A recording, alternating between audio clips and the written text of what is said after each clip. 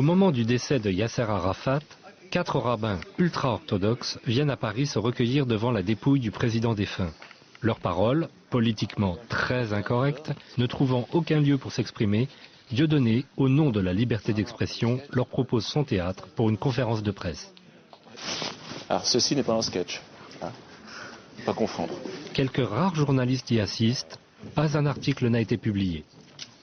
Nous avons le plaisir d'accueillir ici 4 rabbins extraordinaires qui représentent le mouvement Naturei Carta, les protecteurs de la cité, qui sont radicalement antisionistes et qui ont tout de suite accepté l'invitation de venir ici dans le théâtre de Dieudonné parce qu'ils savent que dans le monde entier, on essaye d'empêcher les gens de réfléchir et d'agir selon leur intuition, leur bonté, leur qualité spirituelle, en les accablant sous les accusations d'antisémitisme. Donc même sans connaître Dieudonné, ils étaient persuadés que c'était une accusation infondée. Et donc je pense qu'il y a beaucoup d'échanges qui peuvent avoir lieu entre toutes les sensibilités tellement variées que nous représentons. Étant donné la raison de ma présence parmi vous, je pense qu'avant d'aborder les sujets que je vais traiter, je me dois d'évoquer la mémoire du président Abou Ammar Yasser Arafat, qui était un homme exceptionnel, sortant de l'ordinaire. Pour le peuple juif, contrairement à la croyance populaire, c'était également une personne à l'esprit clair. Il avait une vision de l'avenir, une compréhension très profonde de ce qu'est vraiment le judaïsme et de ce qu'est le sionisme.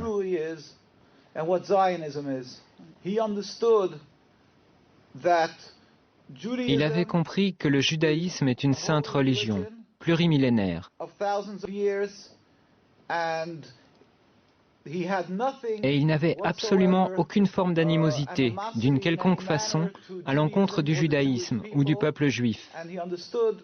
Au contraire, il savait que le sionisme est très différent.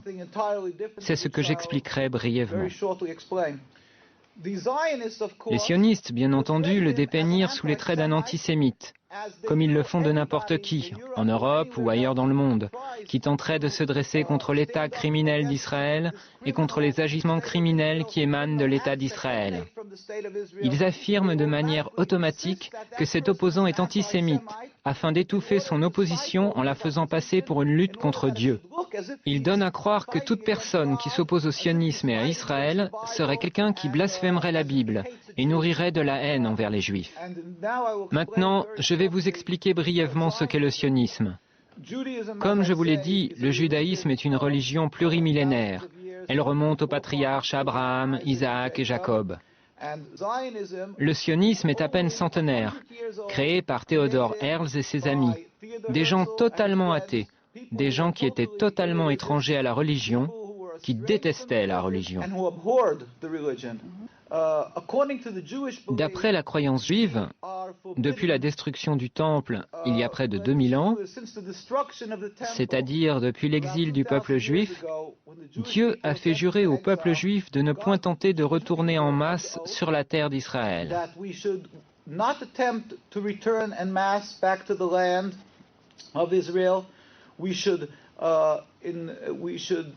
Nous ne devrions jamais nous rebeller contre une quelconque nation. Et nous ne devrions jamais rien tenter afin de mettre un terme au décret exilique émanant de Dieu. Seul Dieu, sans la moindre intervention humaine, peut mettre un terme à cet exil. Et Dieu est très compatissant. Il regarde tous les peuples qu'il a créés, et donc le peuple juif parmi eux, dans l'exil. Et c'est quand il jugera le moment opportun qu'il mettra immédiatement un terme à l'exil. Il se produira alors une révolution métaphysique dans le monde. Le monde entier reconnaîtra qu'il n'y a qu'un seul Dieu, et il le servira, rassemblé dans l'harmonie et la paix. Nous n'utiliserons pas les armes, ni ne lancerons une offensive militaire pour convaincre les gens qu'il n'y a qu'un Dieu unique. Simplement, nous nous lèverons tous ensemble pour servir Dieu, ce à quoi un juif aspire, ce qu'il espère, ce pour quoi il prie. À l'époque, au début du sionisme, à ses prémices, les rabbins se sont insurgés unanimement. Ils protestaient, disant « C'est un blasphème, c'est de la rébellion contre Dieu. Si cette idéologie est mise en application, nous en souffrirons terriblement. » Malheureusement, les sionistes ont réussi. Tout d'abord, ils voulurent aller en Ouganda. Là-bas, il y avait des terres vierges, mais ils comprirent que la nation juive ne les suivrait pas. Aussi se jouèrent-ils et abusèrent-ils des espoirs et des aspirations que pouvait entretenir tout juif à retourner à Jérusalem, et ils leur dirent « Nous sommes en train de vivre les prémices de la rédemption. Viens, suis-nous, retournons ensemble sur la terre d'Israël. »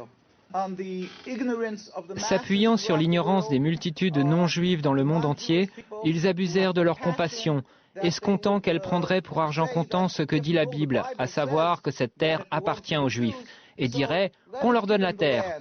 Ils ont utilisé ces sentiments afin de poursuivre leur entreprise, de marquer des points sur le terrain, dans l'objectif de s'accaparer la Palestine.